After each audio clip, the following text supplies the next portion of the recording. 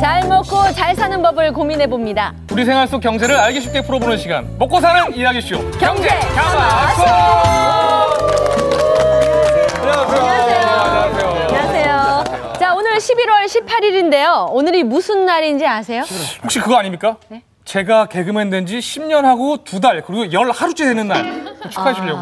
수능 시험이 끝난 지 얼마 안 됐는데 벌써 저를 이렇게 시험에 들게 하시는군요. 그거 아니에요. 아니. 오늘이요. 미키마우스 생일입니다. 그것도 87번째 생일이라고. 87번째 생일이요? 네. 아니 87세라는 거잖아요. 네.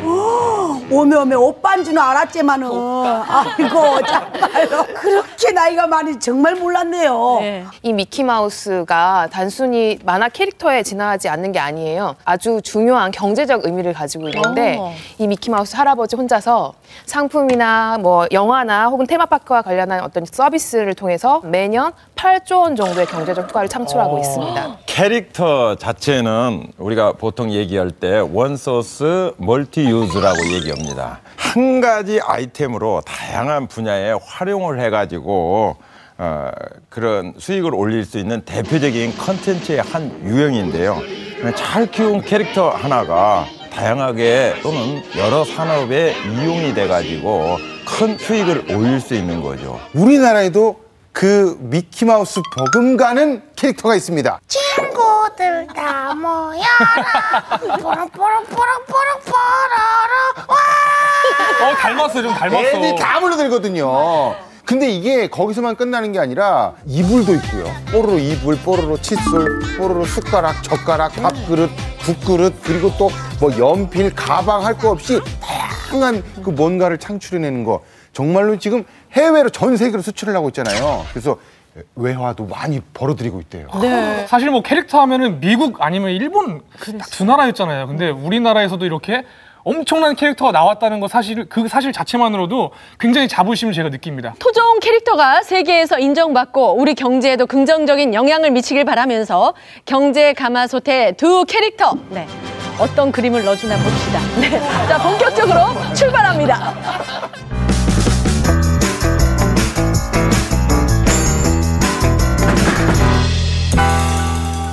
경제 이슈를 보다 재밌고 알기 쉽게 풀어보는 시간 똑똑한 경제입니다. 자, 오늘의 주제는 뭘까요, 기열 씨? 네, 자, 제 손을 잘 보시고요. 네. 힌트야 나와라. 미안.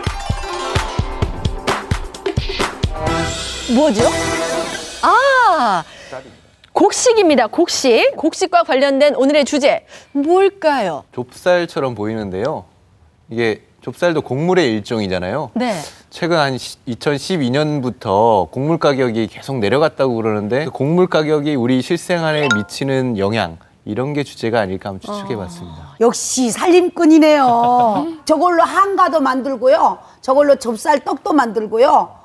살림한 사람들은 저거 다 알아요. 좁쌀까지는 맞았는데요. 예, 좁쌀을 한자어로 표기하면 소미, 작은 쌀입니다.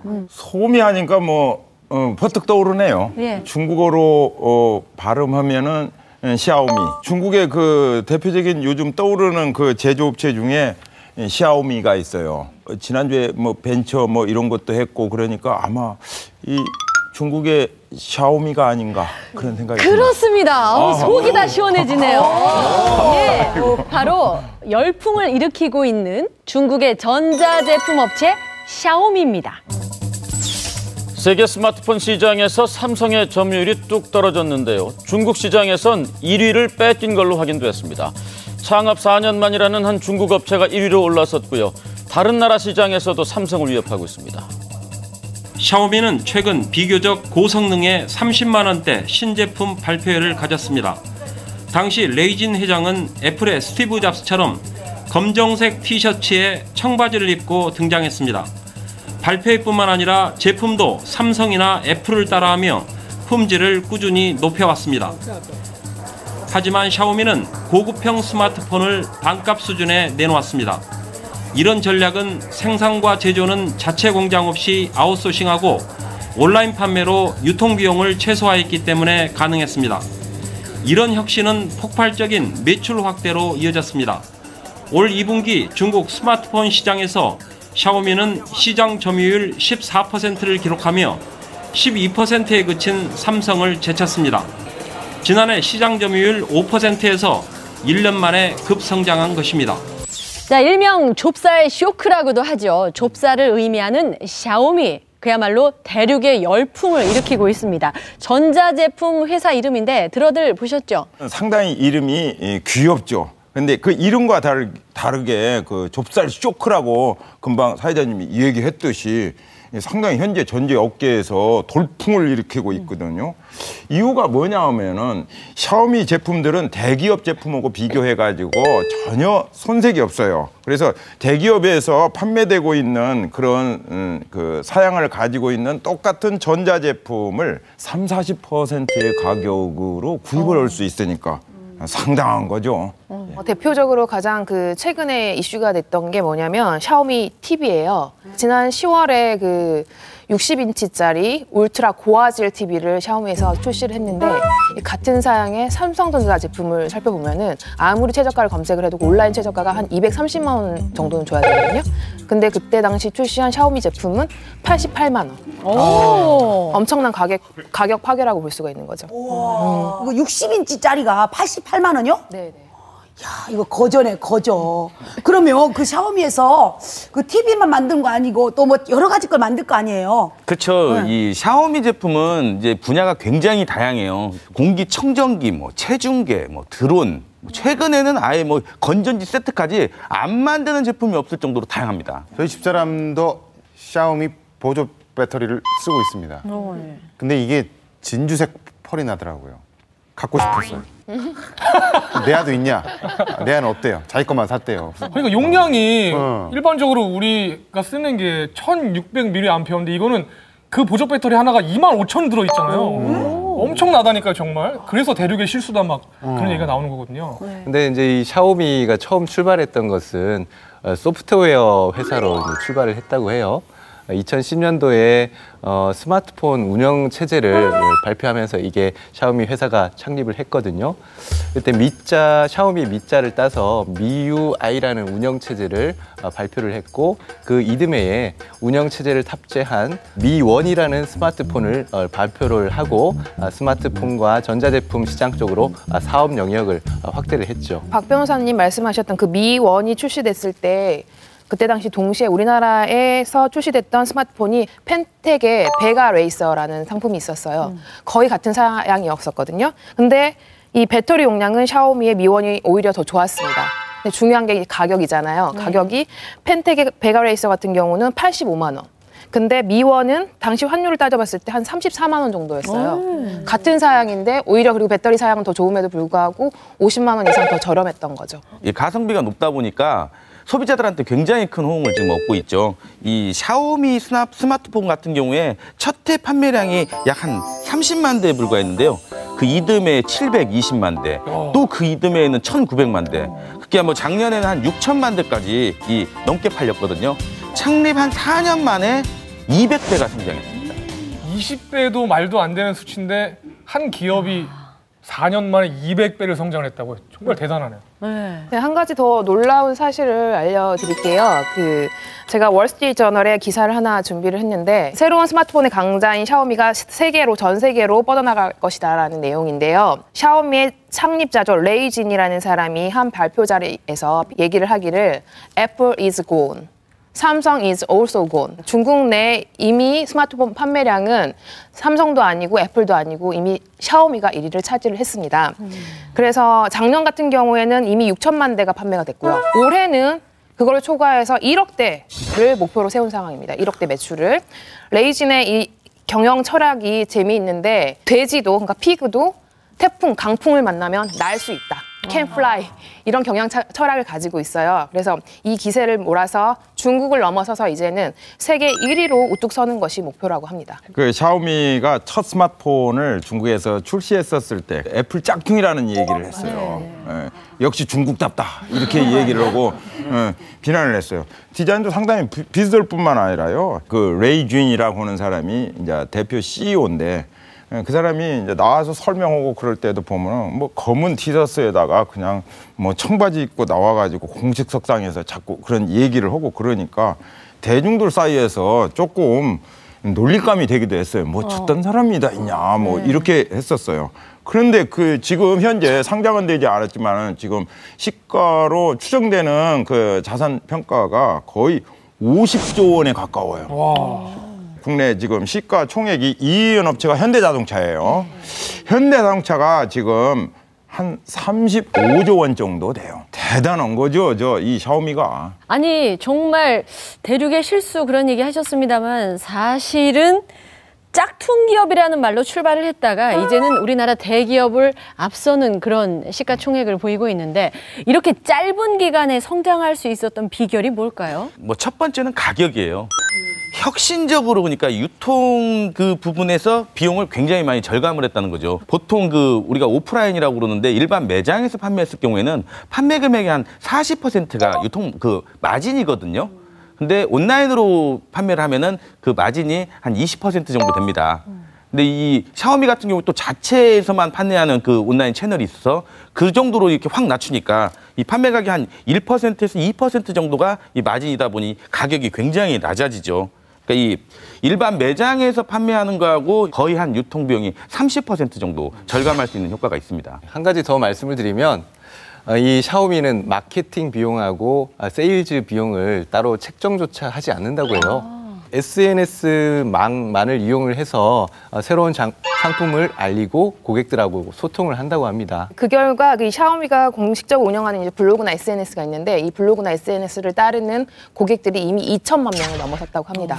네, 그래서 그들이 이미 하나의 팬덤을 만들었고 샤오미 팬이라는 이름의 미펀이라는 거대한 조직을 이미 만들어서 이들이 서로 이제 제품에 열광하고 서로 또 홍보까지 하는 그런 역할을 하고 있다고 합니다. 근데 이제 제가 오기 전에 샤오미에 대해 조금 알아보고 왔는데요. 샤오미 장명 이름을 굉장히 잘 지었어요. 샤오미 일본 같잖아요. 그래서 왠지 모르게 중국보다는 일본 쪽이 조금 전자제품을 잘 만들 거라고 생각해서 샤오미를 했고 이 또 미가 영어로 MI거든요. 이걸 뒤집어서 이렇게 딱 보면 마음 심자하고 비슷해요. 그래서 고객의 마음을 돌리겠다. 이런 뜻도 포함되어 있대요. 이름도 참 이쁘지만 실제 아까 말씀하신 대로 그 우리나라 같은 경우는 마케팅비나 뭐 이렇게 광고 선전 이런 거 한데 유명 스타라든지 유명 이렇게 개그맨이라든지 이렇게 해가지고 그 몇 억씩 몇십억씩 주고 이렇게 광고를 많이 하잖아요. 그리고 또 이제 더 고급스럽고 품위 있게 또 매장 같은 데다가 탁 진열해놓고 그렇게 해가지고 아주 폼나게 해놓고 실제적으로 보면은 그것이 가격이 더 올라갈 수밖에 없잖아요. 네. 그죠? 그 가격 올라가는 가격을 우리가 살려면 결국은 소비자들이 부담해야 되고 맞아요. 그렇게 되는 그 구조가 참 안타깝고 좀 부정할 수는 없지만은 샤오미가 부럽긴 하네요. 어차피 휴대폰 같은 거는 우리가 안 쓸 수가 없잖아요. 그렇죠. 뭐 하려고 이걸 한류 스타를 쓰냐 이겁니다. 그렇죠. 마케팅 비용 늘어나게 네. 한류 스타 쓸 필요가 없습니다. 네. 여기 저희 홍스타 선배님이나 저처럼 잔류 스타를 쓰세요. 어디 안 갑니다. 항상 한국에 머물러 있는 싼 잔류 스타. 얼마나 좋습니까? 어디 안 가요. 재밌어요. 그런데 샤오미가 특별한 이유, 글쎄요. 원가 절감 말고 또 특별한 이유가 있을까요? 그 매번 제품을 출시할 때마다 한정 판매를 합니다. 여성들 좋아하시는 뭐 리미티드 에디션 방법을 사용을 하는데 공식 홈페이지, 샤오미의 공식 홈페이지에 들어가면은 몇 월 며칠 몇 시에 몇만 대 혹은 몇천 대를 판매한다라고 공지를 합니다. 이렇게 공지를 하고 나서 정확하게 딱 그만큼의 물량만 판매를 하는 거예요. 그러니까 이런 판매 전략이 한정 판매 전략이 미펀이나 혹은 다른 소비자들을 열광을 막 시키는 거죠. 실제로 그때만 딱 놓쳐버리면은 저렴한 상품임에도 불구하고 갖지를 못하는 거예요. 지난주 11월 11일에 홍콩 돈으로, 그러니까 우리 돈으로 하면 146원에 휴대전화를 팔았어요. 진짜요? 네, 그런 전략을 하더라고요. 실제로 스마트폰 미2는 출시된 지 170초 만에 매진이 됐고요. 그리고 이제 청소년들을 대상으로 하는 좀 저가 폰인데 레드미라는 폰이 있었어요. 그거는 한 90초. 그리고 마감되어버려 90초 만에? 90초 만에 매진이 됐고요. 그리고 최근에 출시된 미4라는 휴대폰이 있었는데 이 스마트폰은 출시된 지 37초 만에 매진이 됐다고 합니다. 이런 것을 보통 이제 그 마케팅 전략에서 헝거 마케팅이라고 보통 부릅니다. 그래서 말 그대로요. 그 물량 자체를 제조업체에서 조절을 해요. 조절을 해가지고 소비자를 굶주리게 만든다는 거예요. 그대로 그냥 해석은 문자 그대로. 이게 보통 상품을 희소화를 한다더니 또는 한정화를 시켜버립니다. 그래서 사람들로 하여금 이렇게 갖고 싶은 욕구를 자꾸 상승시켜요. 그래서 일단 한정 판매를 하게 되면은 기업에서요 완판이 되기 때문에 일단 재고 부담이 전혀 없어요. 그래서 재고가 남는 거에 대해서 보관비라든지 유지비 자체가 발생하지를 않습니다.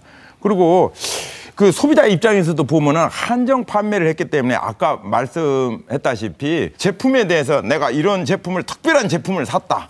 이런 마음을 심리적으로 갖게 돼요. 그렇기 때문에 그 가진 사람들끼리 결속화가 이루어질 가능성이 아주 커요. 그것이 바로 아까 김 교수님 말한 그 미펀과 같은 이런 충성된 그런 고객들을 형성하게 되는 거죠. 그렇게 해서 생긴 미펀들의 이 활발한 활동은 스마트폰 그 운영 체제에도 반영이 돼요. 보통 스마트폰 운영 체제가 업데이트되는 기간을 보면은 뭐 1년에 한 번 정도, 많으면 한 2번 정도 업데이트를 하거든요. 근데 이 샤오미의 그 MIUI는 일주일에 한 번씩 매주 업데이트를 합니다. SNS나 홈페이지에 그런 뭐 다양한 의견들이 올라오면은 그 샤오미에서는 일주일에 한 번씩 이걸 취합을 해가지고 매주 금요일에 그걸 업데이트 해가지고 운영체에 반영한 다음에 바로 서비스를 제공해 주는 거죠. 그 미펀들이 자발적으로 번역을 하기 때문에 24개 정도의 언어로 지금 서비스가 제공되고 있고요. 덕분에 샤오미 사용자 외에도 한 1,000만 명 정도가 추가 사용자들이 있다고 합니다. 이게 우리가 여기서 좀 중요한 사업의 그 포인트가 하나 있어요. 자체의 스마트폰 운영 체제를 가지고 있는 회사라는 겁니다. 그걸 자꾸 고객들의 의견을 들어서 개선해 나가고 자꾸 그렇게 오고 있어요. 이게 소프트웨어 자체를 같이 지금 개발하고 있는 회사라는 거죠. 그 샤오미의 공동 창업자가 아까 CEO는 레이 준이라고 했는데 공동 창업자가 그 린빈이라는 사람이 한 말이 있어요. 우리가 하드웨어에서 돈 벌 생각은 전혀 없다. 사용자가 많은 서비스를 좀 사용하기를 바란다 이거죠.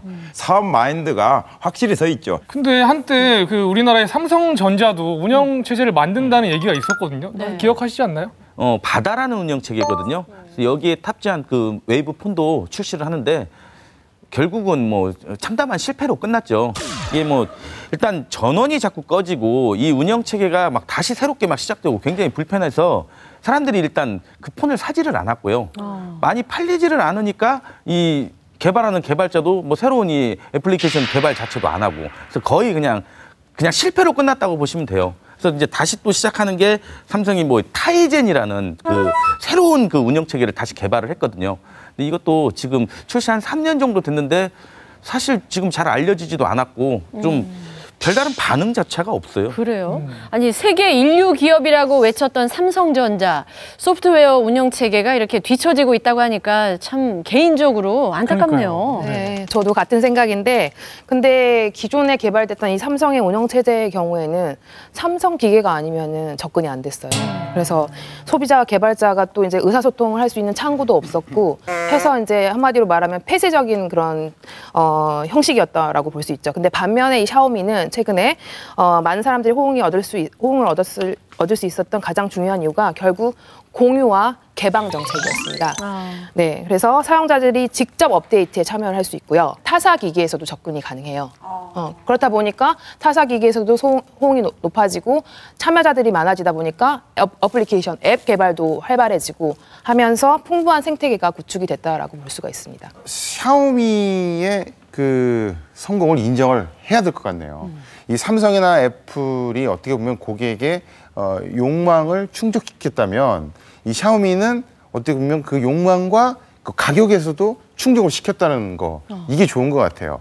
예전에 우리가 봤을 때 굉장히 그 유명했던 게 있어요. 예전에 그 모토로라 스타텍이라든지 노키아 거 이렇게 그 슬립형 그 스마트폰 이런 것들도 전부 붕괴가 됐거든요. 이 시장이 발전하면서. 그러니까 우리나라 기업도 많이 긴장을 해야 될 것 같고요. 네. 그리고 샤오미도 언젠가는 모르게 또 다른 샤오미가 나올 수도 있으니까 또 긴장을 해야 될 것 같네요. 맞는 말씀입니다. 일단 샤오미도 안심할 수가 없는 것이 뭐 지금 개선할 점이 굉장히 좀 많죠. 근데 그중에 좀 꼽는다면은 일단 샤오미 영업이익률을 한번 살펴볼 필요가 있는데요.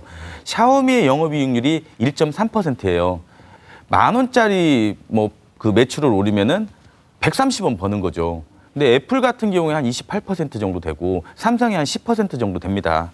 일단 판매량이 아무리 많고 하다고 하더라도 이익이 적으면은 그 이익을 가지고 다시 재투자를 하고 뭐 개선도 하고 개발도 해야 되고 투자를 다시 해야 되는데 돈이 없으니까 좀 어려운 부분이 있지요. 그것도 샤오미가 우리 이전에 말씀하신 것처럼 목표는 콘텐츠 그쪽으로 이제 수익을 올리는 부분이라고 하는데 지금 현재 그 부분도 굉장히 미진합니다. 뭐 전체 매출의 3%밖에 좀 되지 않기 때문에 그런 부분을 많이 개선해야 될 것 같아요. 네, 샤오미가 지금 돌풍을 일으키고 있는 것은 중국 내수 시장에서입니다. 네. 해외 시장에 대해서도 이제 필요성을 느끼고 있지만 전체 매출액의 한 해외 판매량 한 5% 정도밖에 되지를 않거든요. 그래서 샤오미도 해외 진출을 이제 준비를 하고 있지만 아무래도 특허 관련 문제 때문에 지금 부담이 많이 되고 있는 것 같습니다. 실제 지금 인도에 진출을 했는데 소니 에릭슨에게 지금 특허 침해로 소송을 당한 상태입니다. 저는 이 스마트폰 시장이 짧은 시간 동안 굉장히 성장을 많이 해왔잖아요. 그래서 안정적이고 좀 성숙한 시장인 줄 알았는데 네. 지금 말씀 듣다 보니까 굉장히 치열하고 한 치 앞도 내다볼 수 없는 그런 무서운 시장이었네요. 네, 급변하는 시장에서 그야말로 개방과 혁신의 정책을 펼치고 있고요. 이 시장에서 살아남기 위해서 소통하고 또 새로운 아이디어를 많이 내고 있습니다. 갑자기 저는 토끼와 거북이가 생각나는 거 있죠? 예, 전자제품 업계에서 살아남기 위해서 끊임없는 노력과 우리도 아이디어를 많이 내야 할 것 같습니다. 긴장해야 할 것 같습니다.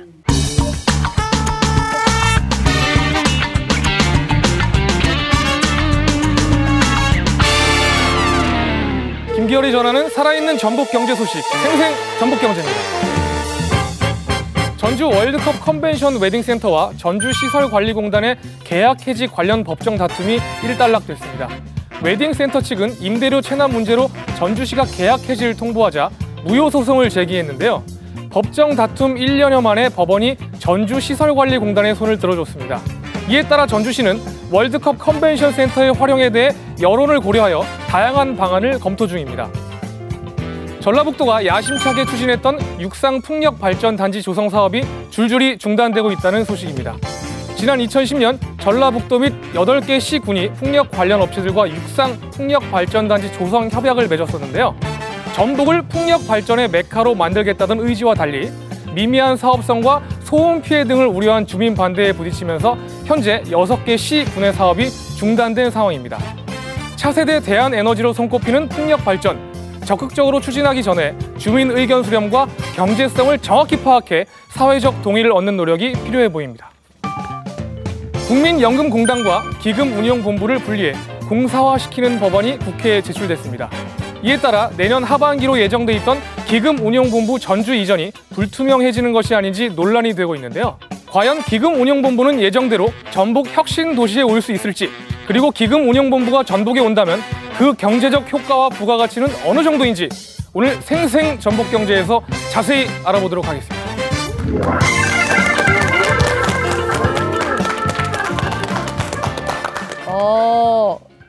김기열 기자와 방송하는 그런 기분입니다. 네, 자 오늘 주제는요. 국민연금공단의 기금운용본부에 관한 내용을 두 번째 주제로 다루겠습니다. 그렇지 않아도 뭐 TV나 뭐 이런 데서 보면요. 기금운용본부가 전라북도로 온다고 아니야 들썩들썩 난리더라고요. 뭐 이게 오면 뭐 어떻게 되고 근데 또 안 온다고 돼?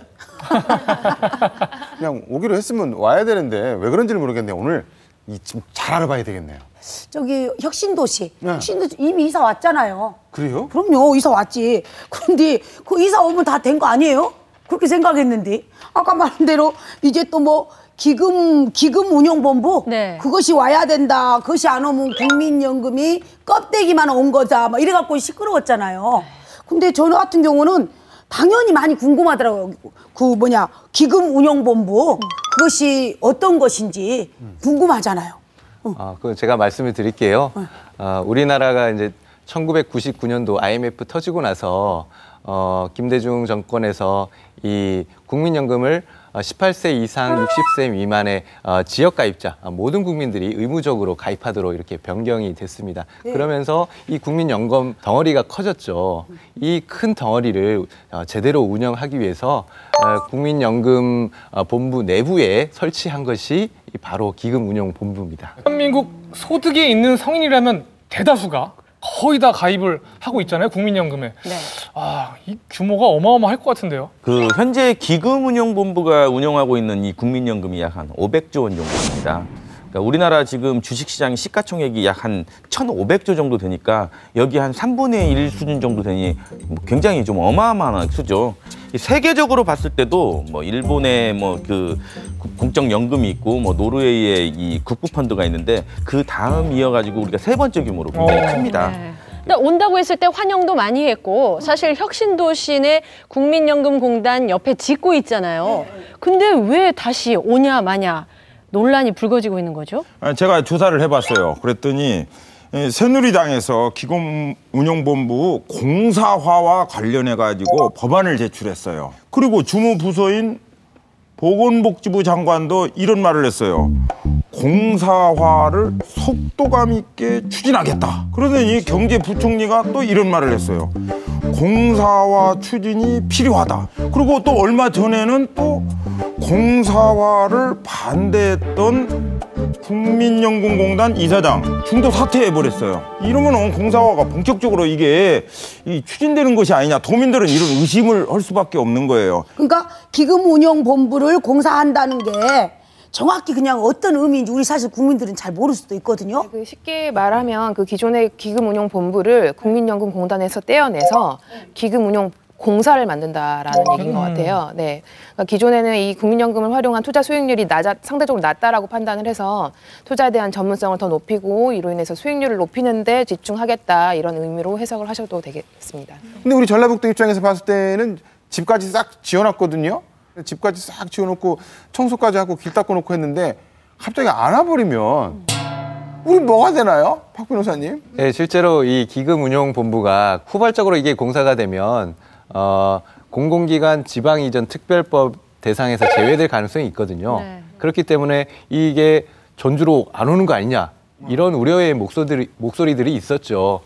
그런데 최근에 국무총리가 그런 논의가 있는 것은 맞지만 그렇다 하더라도 기금운용본부를 전주로 이전하겠다라고 말을 하면서 어느 정도 논란은 종식이 됐습니다. 네, 그런데 이 지역 이전 여부를 떠나서 기금운용본부를 국민연금공단에서 독립시키는 것에 대한 찬반 여론이 굉장히 팽팽하더라고요. 그렇죠? 네. 자, 기금운용본부는 국민연금을 책임지고 다루고 있는 만큼 사실은 우리 노후와도 관련이 있는 거거든요. 현재 공사화를 적극 추진하려는 이유가 뭔가요? 그 공사화를 추진하는 입장은 지금 정부와 여당 입장인데 정부와 여당은 국민연금의 수익성하고 전문성을 좀 높여보자라는 취지에서 공사화를 해야 된다고 지금 주장을 하고 있습니다. 그 지금 추세를 보면은 한 2043년까지 국민연금의 적립금은 계속해서 증가를 할 거지만 그 이후부터는 감소하다가 2060년이 되면은 고갈된다고 합니다. 그래서 그 기금운용본부를 지금 연금공단으로부터 독립시켜서 여기에다가 이제 금융 전문가들을 투입을 해서 기존보다 좀 더 공격적인 투자로 수익성을 추구하자라는 이 개편안을 지지를 하고 있는 겁니다. 네. 그럼 현재 국민연금의 그 수익률이 다른 나라와 비교했을 때 어떤지 저희가 화면 준비했거든요. 함께 보실까요? 네. 네, 지금 보시는 화면이 2010년부터 2014년까지 연기금 수익률의 평균인데요. 정말 우리 국민연금은 다른 나라에 비해 수익률이 절반밖에 안 된다는 것을 볼 수가 있습니다. 저걸 보면 우리 한국이 굉장히 낮은 것처럼 보이지만은 이 수익률이 2010년부터 2014년까지의 그 통계거든요. 그런데 2010년이 아닌 기금운용본부가 출범한 1999년부터 따져보면은 우리 국민연금의 수익률이 좋은 편에 속해요. 그래서 그래프를 다시 한번 바꿔서 한번 볼 필요가 있어요. 1등이 됐어요, 갑자기. 또 이렇게 길게 놓고 봤을 때는 캐나다나 미국, 노르웨이보다 우리나라 또 이 국민연금의 수익률이 또 높게 나오네요. 그렇죠. 미국, 캐나다, 노르웨이 같은 경우에는 기금 운용을 굉장히 공격적으로 하는 편인데요. 이럴 경우에 단기적으로 본다면 수익률이 20% 이상 높을 때도 있지만 한편으로 보면 또 수익률이 없거나 마이너스인 경우도 있습니다. 따라서 이제 장기적인 관점에 봤을 때 수익률이 이렇게 평균 수익률이 낮게 나올 수가 있거든요. 이에 반해서 우리나라 같은 경우에는 안정성을 위주로 이 투자를 하고 있기 때문에 장기적으로 보면 일정 수익률이 계속 유지가 될 수 있는 거죠. 그러니까 물론 보면은 국민연금 수익률이 높으면은 아주 좋죠. 뭐 얼마나 좋은 일입니까? 근데 우리 투자 격언에도 그런 말 있잖아요. 하이 리스크, 하이 리턴이라는 말이 있거든요.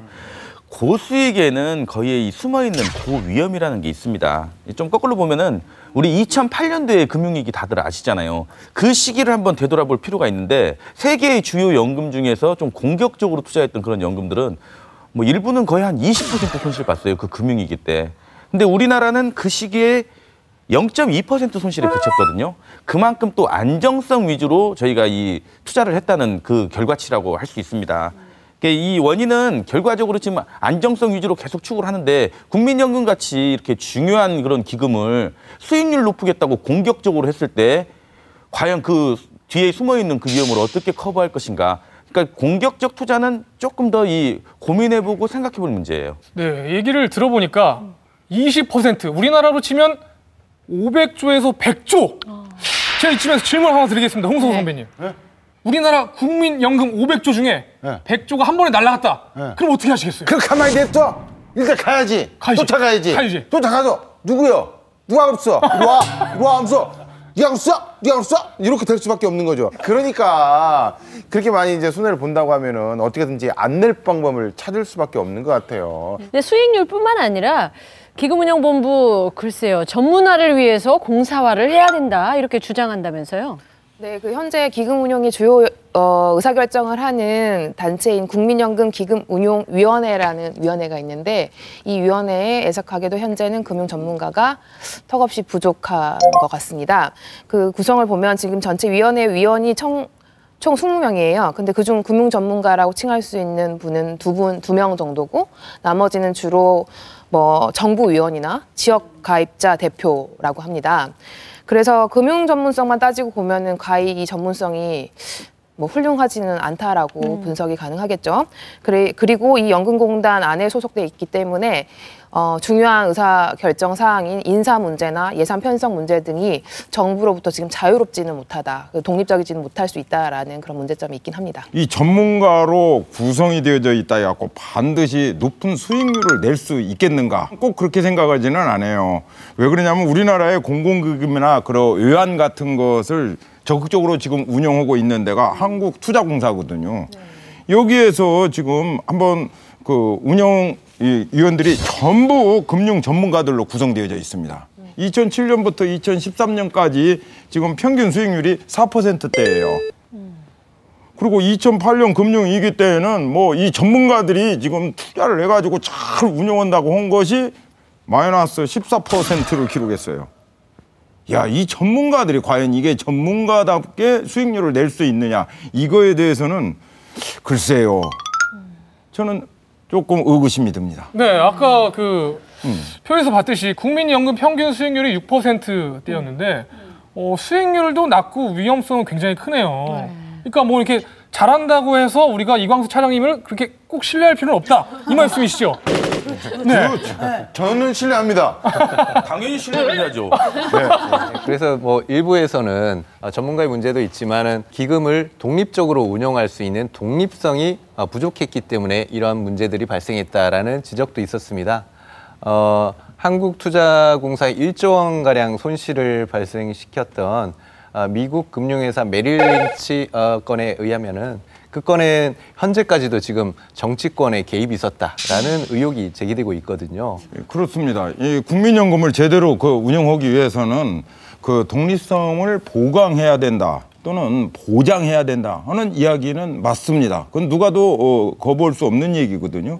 근데 국민연금이 국가 정책에 의해 가지고 또는 정부 정책에 의해 가지고 어떤 특정 사업에 몽땅 투자된다더니 기업의 뭐 주식 시장을 뭐 부양하기 위해서 뭐 거기에 조금 이렇게 몽땅 사용한다더니 또 예전에 그 뭐 얼마 전에 그 삼성물산 제일모직하고 합병할 때 국민연금이 가갖고 뭐 못 오게 돼 있는데 또 찬성을 해가지고 또 이렇게 했습니다. 그래서 월스트리트 저널 같은 데서 지적을 했죠. 한국 투자자들의 그 소중한 연금으로 지금 사용할 수 있는 이 노후 자금을 재벌 살리는 데 썼다고 이런 비판을 했어요.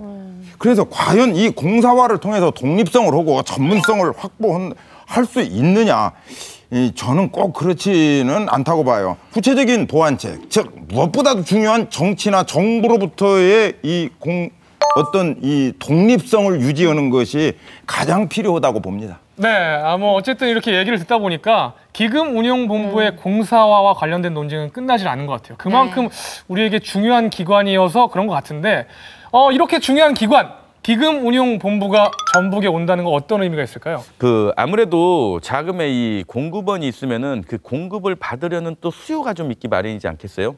그렇기 때문에 이 금융기관이나 금융 전문 인력들이 대거 이 전북 혁신도시로 이동할 가능성이 좀 높습니다. 전라북도가 이 한국금융연구원의 이 의뢰한 보고서에 따르면은 국민연금공단의 전북 이전으로 위한 부가가치는 최대 지금 4,530억 원에 달할 걸로 지금 보고 있습니다. 그러니까 또한 이 전북 지역 총생산이나 뭐 소비와 투자에서도 큰 폭으로 증가될 걸로 지금 예측하고 있습니다. 근데 전북 지역이 금융 불모지라는 말이 있을 정도로 금융 기반이 사실 약하잖아요. 기금운용본부의 이전, 전라북도의 과제는 어떤 게 있을까요? 그러니까 가장 급선무라고 볼 수 있는 게 현재 지금 기금운용본부의 이 이전이 이제 시작이 되면은 거기에 근무하는 기금운용본부 펀드 매니저들이나 그쪽 인력이 대거 이탈할 가능성도 배제할 수는 없습니다. 이분들이 예를 들면은 이제 서울에서 이 여의도에 있다가 그 근처에 있으면은 이직이 좀 쉽잖아요. 뭐 다른 쪽으로 이 정보도 좀 빠르고. 근데 이제 이쪽으로 내려오면은 조금 어렵지 않겠냐 해서 좀 꺼리는 그런 부분들도 좀 생각을 한번 해봐야 될 것 같고요. 그런 부분을 막으려면은 뭐 기금운용본부에 이 근무하는 근무자들의 좀 복지 수준을 올려준다든지 또 장기적인 관점에서 본다면은 이 금융 전문 인력을 좀 양성할 수 있는 우리 이쪽 동네에 인프라를 구축하는 것도 굉장히 큰 의미가 있다고 봅니다. 또 좀 생각을 고려를 해봐야 될 게 기존의 기금운용본부가 이제 전북 지역으로 우리 전주 지역으로 옮기게 되면은 그와 관련한 관련 기관들이죠. 뭐 위탁운용사 등도 이미 수도권이나 서울에 집중이 돼 있었잖아요. 이런 그 기관과의 물리적 거리가 상당히 멀어지게 됩니다. 이에 대한 대비도 충분히 해야 되는데 이와 관련해서 2009년에 부산이 금융 중심지로 지정이 됐었습니다. 그때 당시 부산은 이 업무 지구를 금융 업무 지구를 중심으로 해서 숙박이나 문화나 뭐 상업 시설들을 포함한 복합 단지를 조성을 했었습니다. 그래서 우리 전북 지역도 이거를 참고 삼아서 이 기금운용본부가 내려오게 되면 기금운용본부를 중심으로 해서 우리 지역에서 모든 업무가 이루어질 수 있도록 금융 클러스터 조성 계획을 가지고 있습니다, 이미. 네, 이와 관련해서 이 정책에 발맞춰서 JB 금융지주의 자회사인 JB 자산운용의 본사 소재지를 이미 전주 지역으로 이전을 했고요. 이러한 이 적절한 연계가 이루어진다면 효율적인 금융 클러스터 조성이 가능하고 이게 이제 확장이 된다면 호남 지역의 전체적인 경제 활성화까지 이끌어낼 수 있으리라고 기대를 해봅니다. 그야말로 국민연금은 노후와 관련이 돼 있는 문제입니다. 그래서 많은 분들이 적극적인 대안을 갖고 아이디어를 내길 바라고요. 특히 국민연금공단 많은 분들이 또 관심을 갖고 있고 기금운용본부 전북 이전 그야말로 지역과 국민연금 모두가 윈윈할 수 있는 좋은 계기가 되기를 바랍니다.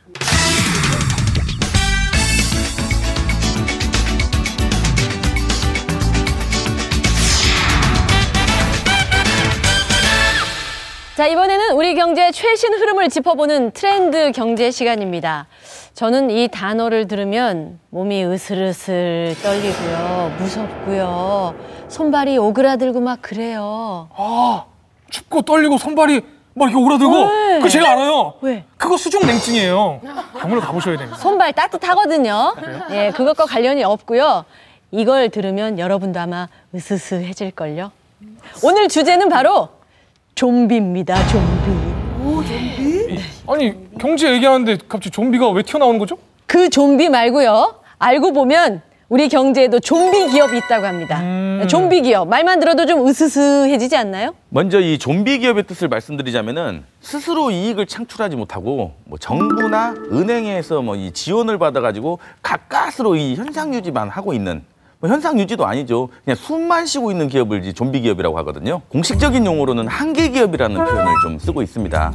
네. 최근에 우리 정부에서 이 좀비 기업을 속아내겠다는 이 강력한 의지를 표명하면서 이 좀비 기업이라는 말 자체가 지금 주목을 받고 있는 현실입니다.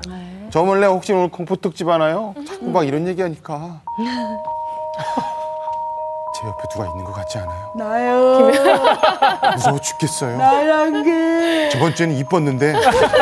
실은 저희가 몇 주 전에 중국의 경제 위기에 대해 얘기를 하면서 심각한 이 중국 경제 위기의 중요한 원인 중에 또 하나로서 좀비 기업이 실은 거론이 한 번 됐었습니다. 좀비가 무서운 것처럼 이 좀비 기업도 그냥 방치해 놓으면 우리 경제에 크나큰 공포로 다가올 수 있는데요. 실제로 한국은행이 발표한 자료에 따르면 2014년이죠. 2014년 기준으로 봤을 때 국내 기업들 중 좀비 기업으로 칭할 수 있는 기업의 수가 무려 3,300개나 된다고 합니다. 네. 이거는 전체 조사 기업 중에서 15%나 되는 비율입니다. 15%면 간단히 계산을 해봐도 6곳 중에 한 곳이라는 건데 좀비 기업 어떻게 선정이 되는 건가요? 이자 보상 비율이 1 미만인 상태가 3년 이상 이렇게 계속된다면은 그런 기업을 좀비 기업이라고 우리가 보통 얘기하거든요. 이자 보상 비율이란 기업이 한 해에 벌어들인 영업이익이 그 해에 갚아야 될 이자보다 얼마나 많은지 적은지를 나타내는 그런 수치예요. 영업이익이 이자보다 많으면은 이자 보상 비율이 1을 상회하게 돼요. 넘게 되고, 자 반대로 영업이익이 이자보다 적으면 1 미만이 되는 겁니다. 쉽게 말해서 3년 동안 열심히 벌어봐야 자 이자도 못 갚는 기업을 우리가 좀비 기업이라고 부릅니다. 그런데 지금 우리나라 이율이 굉장히 낮잖아요. 그렇죠. 근데 어떤 기업에서 1년 동안 수익을 냈는데 그 저리에 주는 이자도 못 갚는다는 것이 어머나 참말로 걱정이 되네요, 그거. 근데 저는 이렇게 위태위태한 좀비 기업들이 계속 늘어나는 이유가 굉장히 궁금하네요. 그러니까 먼저 이 금융권 입장에서 한번 살펴보면은 글로벌 금융위기 이후에 굉장히 안정성이라는 타이틀로 모든 것이 지금 운영되고 있었습니다. 실제로 보면은 이 설령 이게 돈을 빌려준 기업이 돈을 못 벌어가지고 사실상 이 좀비 기업이 된다고 하더라도 이게 지금 부실 기업이잖아요. 이 부실 기업에 돈을 빌려줬다가 돈을 떼었을 때 그러면 정리를 해야 되는데 금융권에서 정리를 안 하고 자꾸 이게 미루는 이유가 정리를 하면 이게 부실 채권이 되는 거거든요. 부실 채권이 되면은 장부상에 이제 이 손실이 확정이 돼 버리니까 손해가 발생하게 되잖아요. 그러면은 금융권이 안정성 지표에 또 악영향을 미칠까 봐서 자꾸 그냥 이자 면제를 해준다든지 아니면은 상환 연기를 해준다든지 계속 그냥 뒤로 미루는 거예요. 예, 정부 입장에서도 이 좀비 기업을 과감하게 정리하기 어려운 부분이 있습니다. 가장 큰 문제는 뭐냐면 노동자들의 일자리가 없어진다는 거죠. 그리고 이제 이 좀비 기업이 만약에 대기업일 경우에는 이 협력 업체들까지 줄도산을 할 수가 있거든요. 그렇기 때문에 이 좀비 기업 하나를 그냥 정리하기에는 정부로서 상당히 부담이 가는 부분이 있죠. 그러니까 이렇게 마구잡이로 정리를 하다 보면은 모두가 다 실업자예요. 한 집 건너 한 집이면. 근데 모두가 다 실업자 가족이 된다라고 생각을 하면 차라리 이대로 유지하는 게 더 낫지 않을까 싶은 그런 생각도 드네요. 근데 이제 문제는 연구 자료를 보면은 좀비 기업이 우리 경제 전반의 이 역동성을 감소시키는 낮추는 그런 역할을 할 수 있다라는 그런 보고가 있습니다. 만약에 금융지원을 계속 지원받아서 좀비 기업의 이 자산이 10%포인트가 기존보다 증가하게 되면은 정상 기업의 경우에는 투자율이 0.18%포인트 하락을 감수를 해야 되고요. 네, 또 고용 증가율도 0.53%포인트가 떨어질 것이다라는 그런 분석이 나왔습니다. 감소하게 되겠죠. 만약에 이거를 우리 경제 상황에 적용을 해가지고 환산을 해보면은 역으로 좀비 기업이 절반으로 만약에 지금보다 줄어든다면은 정상 기업에서의 약 8만 명의 고용 창출 효과가 있을 것이다라는 그런 기대가 가능합니다. 심지어 이 좀비 기업에다가 좀 돈을 많이 대줘갖고 잘 해보라고 자산이 막 늘어나도요. 고용은 전혀 늘어나지 않는 이런 상태인 좀비 기업들 또 허다합니다. 그래서 과연 우리가 이 좀비 기업을 어떻게 정리해야 될까? 이거 좀 심각하죠, 심각하긴. 네. 아니 그러니까 일자리가 사라질까 봐 이런 기업에 이렇게 좀비 기업을 계속 해주잖아요. 그런데 실제 지원을 해줘도 일자리는 늘어나지 않은 거 아니에요, 지금 현재. 그렇습니다. 그런데 그러면 반대로 정상 기업들은 일자리만 오히려 더 줄여놓은 결과가 되잖아요. 아까 좀비 기업을 줄이면은 정상 일자리 8만 개가 는다면서요. 그렇죠. 뭔 짓인가 모르겠네. 이렇게 가다 보면은 결국 정상인 기업도 좀비 기업 때문에 좀비 기업이 될 수 있다라는 거잖아요. 네. 근데 그런 말이 있거든요. 사과 상자에 사과 썩은 게 있으면 그 사과는 드러내야 된다. 아니면 다른 주변 사과까지 썩게 만든다. 그런 얘기를 하는데 아무래도 정책 자금을 지원 많이 받게 되는 중소기업, 그쪽에 좀비 기업이 좀 몰려있지 않을까 싶은데 실상은 어떤가요? 네, 맞습니다. 일단 수치상으로 단순 비교를 해보면요. 한국은행 기준 좀비 기업이 한 3,300여 곳 정도 되거든요. 그중에 중소기업이 2,700여 곳이 되고 대기업이 600여 곳이 됩니다. 그러니까 중소기업이 대기업보다 한 4배가량 많은 거죠. 아이고, 그럼 우리가 알고 있는 그 중소기업이 그렇게 많으면 아무래도 우리가 그 왜 중소기업 그 활성화 정책적으로 막 이렇게 하는 거 있었잖아요. 그것을 지원을 많이 해주니까 그런 거 아니에요? 그렇게 숫자 그러니까 막 계속 많아지는 것 같은데. 그런데 이게 단순히 기업 수로만 평가를 하면 안 돼요. 막상 이 지원 자금 규모도 한번 살펴볼 필요가 있거든요. 현재 이 국책은행인 산업은행에서 한 지금 99개 기업의 이 부실기업에 대출을 해주고 있는데 그 중에서도 뭐 대기업이 45개, 그다음에 뭐 중소기업이 54개, 중소기업 숫자가 많죠. 근데 지원 규모를 다시 또 안으로 들어가 살펴보면은 총 10조 원 자금 중에서 95%가 그러니까 9조 5천억이죠. 그게 대기업에 지금 지원이 되고 있고 숫자로 보면은 중소기업 숫자가 9곳이나 많은데 거기에는 5천억 정도밖에 이 지원이 되지고 있지 않습니다. 그래서 이 결국에는 대부분의 지원 자금은 대기업에 집중되고 있다. 그렇게 보시면 될 것 같습니다. 아까 박 변호사님 그 얘기한 대로 좀비 기업 중에는 전체적인 숫자적으로는 지금 중소기업이 많은 건 사실이에요. 그런데 중소기업이 전체 우리나라에서 차지하는 그 숫자가 엄청나게 많거든요. 그 중에서 아까 한 2,700여 곳이라고 하면은요 소수입니다. 그래서 의외로 대기업의 좀비 기업으로 진행되는 속도가 매우 빠릅니다. 2009년부터 2014년간 지금 한 5년간치의 그 통계를 보게 되면 좀비 기업 증가 추세는 중소기업은 1.8%포인트가 증가했어요. 그렇지만은 대기업은 5.5%포인트가 증가했어요. 훨씬 대기업이 좀비 기업으로 변화하는 속도가 빠릅니다. 중소기업이다 거의 3배죠. 그런데 작년 우리가 회계년도만 한번 따져보게 되면은 국내 그 30대 대기업 그 계열사 중에서 좀비 기업 비율이 무려 22.5%나 돼요. 이게 한마디로 얘기하면 대기업 계열사 중에 5곳 중에서 한 곳은 좀비 기업이라는 말인데 일부 그 대기업 그룹 계열 중에서는요 50%까지 좀비 기업인 경우도 있다고 합니다. 대우조선해양이라고 여기도 공적 자금이 많이 투입이 된 걸로 알고 있어요. 그러니까 뭐 19조 원이 된다는 얘기를 들었는데 올해 뭐 상반기에 4조 원이 넘는 이 적자 폭이 예상이 된다. 근데 공적 자금으로 그걸 메꿔준단 말이에요. 근데 공적 자금으로 메꿔주면 야 이거 괜찮아. 또 이렇게 하다 보면 공적 자금 또 들어올 거야. 이렇게 되지 않나요? 참 이게 문제인 것 같아요. 네, 그 말씀하신 대우조선해양 같은 경우는 지금 최근에 이제 해양 플랜트 산업이 불경기이기 때문에 타격이 더 심한 것도 있습니다. 근데 좀 더 심각하게 고려해 볼 만한 문제가 뭐냐면은 그 말씀하신 것처럼 계속해서 공적 자금이 투입되고 있음에도 불구하고 대규모 적자를 내고 있는 이런 대기업도 문제이긴 한데 이런 곳에 계속해서 지원을 해주고 또 투입을 해주는 공적 자금 투입해주는 국책은행이야말로 좀 문제가 있는 게 아닌가라는 그런 시각도 있습니다.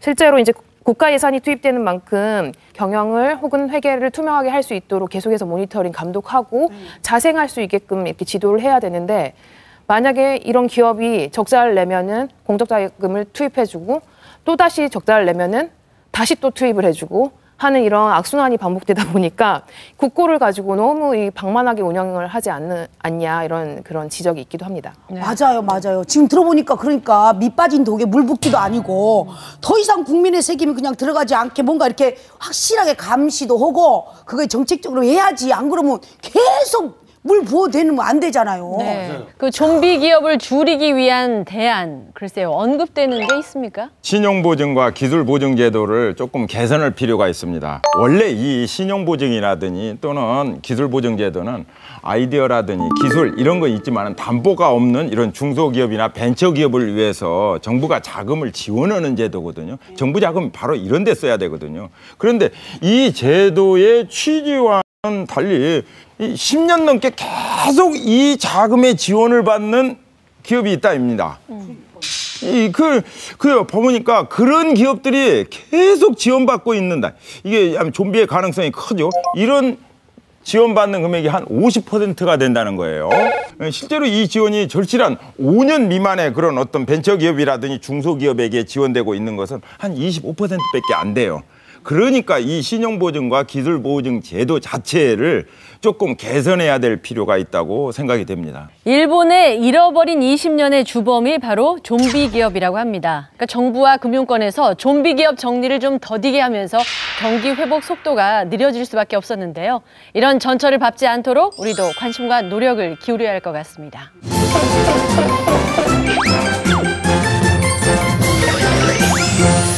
먹고 사는 이야기쇼 경제 가마솥. 벌써 마칠 시간이 됐는데 밖이 깜깜해졌어요. 네, 요즘에 밤 되면 춥잖아요. 네. 좀 밤에 밖에 돌아다닐 때 벌써부터 핫팩을 주머니에 하나씩 넣고 다닙니다. 그렇죠. 추워. 그래서 따뜻한 소식 하나 전해드릴게요. 정부가 올해부터 에너지 바우처 사업을 시작했습니다. 예? 아니 문화 바우처는 들어봤는데 에너지 바우처가 또 뭐예요? 네, 저소득층에게 난방비 일부를 지원하는 건데요. 생계 또는 의료보험 급여 대상자에게 지급을 해주는 그런 제도입니다. 65세 이상 노인이나 영유아 또 장애인이 포함된 가구인데요. 대상자가 80여만 명에 이른다고 합니다. 돈은 바로 그런 데 써야 돼. 네. 그래요? 네, 에너지 바우처를 신청하게 되면 올해 12월부터 내년 3월까지 매달 최대 11만 4천 원을 지급받으실 수 있습니다. 해당되시는 분들은 확인해서 꼭 신청하시면 되겠고요. 가까운 주민센터에 가셔서 신청할 수 있으니까요. 참고하시기 바랍니다. 네, 이런 취약계층 난방비 지원으로 우리 이웃들이 따뜻한 겨울나기 준비했으면 좋겠습니다. 요즘 또 김장철이잖아요. 네네. 겨울나기 준비 잘 하시기 바래요. 네. 저희는 더 알찬 경제 이야기 준비해서 다음 주에 다시 돌아오도록 하겠습니다. 먹고 사는 이야기쇼 경제 가마솥!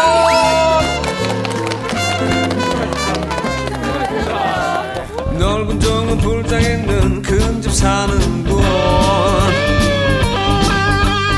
요즘 세상 예쁜 여자 사로잡는 곳